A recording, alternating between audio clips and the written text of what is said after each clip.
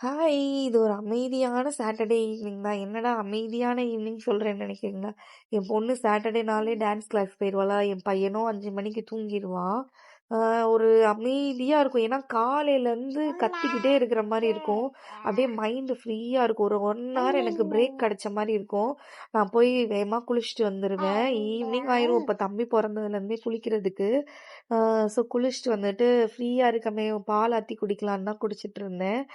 நான் வந்து இந்த டீ, காஃபி இதெல்லாம் விட்டு ஒரு 4 இயர்ஸ் ஆயிடுச்சு. ஏன்னா, நான் சிவியர் அல்சர் ப்ராப்ளம்னால 4 இயர்ஸ் பிஃபோர் ரொம்ப அவஸ்தைப்பட்டுட்டேனா, அதனால இந்த இதையே விட்டுட்டேன். ஆனா, எனக்கு காஃபினா ரொம்ப பிடிக்கும். அந்த ஸ்மெல் பார்த்தாலே குடிக்கணும் அப்படின்னு ஈர்க்கிற மாரி இருக்கும்.